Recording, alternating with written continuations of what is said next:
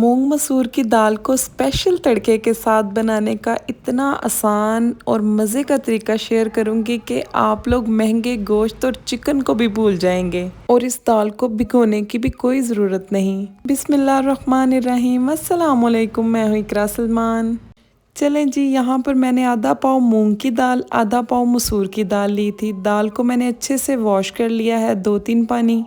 इसे प्यारी सी कढ़ाई में डाल देंगे और इसमें कम से कम 1.5 लीटर के करीब पानी शामिल कर देंगे। चलें जी, यहाँ पर 1 टेबलस्पून भरकर नमक शामिल कर देंगे, 1.5 टेबलस्पून लाल मिर्चों का पाउडर शामिल कर देंगे, थोड़ी सी हल्दी ऐड कर देंगे। एक दफ़ा अच्छे से हिलाएंगे। हिलाने के बाद इसे कवर कर देंगे और बॉईल आने देंगे। चैनल पर नए हैं तो चैनल को सब्सक्राइब कर दें। वीडियो आप लोगों को ज़रा सी भी अच्छी लग रही है तो वीडियो को लाइक कर दीजिएगा। अच्छा, इस दाल के अंदर ना तो बहुत ज़्यादा मसाले जाते हैं और ना ही लहसुन प्याज वगैरह जाएगा। अब आप सोचेंगे पानी में दाल और नमक मिर्च हल्दी डालने से कैसे टेस्ट बनेगा, तो ये मैं आपको बताती हूँ। यहाँ पर बॉईल आ चुका है।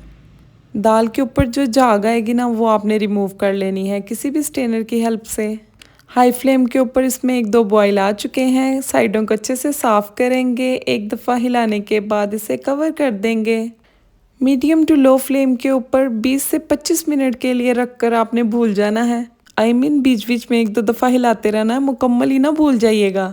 चलें जी, यहाँ पर 20 मिनट हो चुके हैं। कवर हटा देंगे और दाल को चम्मच चलाते हुए अच्छे से मिला लेंगे ताकि पानी और दाल अलग अलग ना हो, दोनों यकजान हो जाएं। जब ऐसे बबल आना स्टार्ट होंगे तो समझ लीजिएगा कि दाल हमारी रेडी हो चुकी है।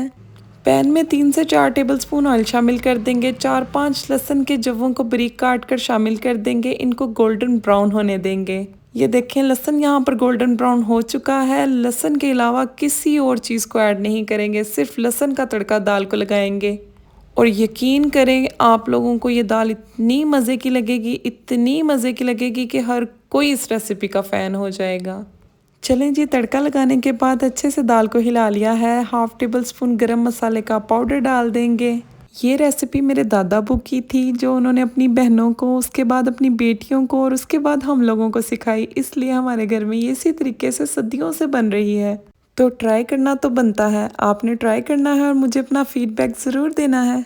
वाइट राइस और सैलड के साथ इस मज़ेदार सी दाल को सर्व करें। मुझे दुआओं में याद रखिएगा। इजाज़त चाहती हूँ, मिलती हूँ नेक्स्ट वीडियो में। अल्लाह हाफिज़।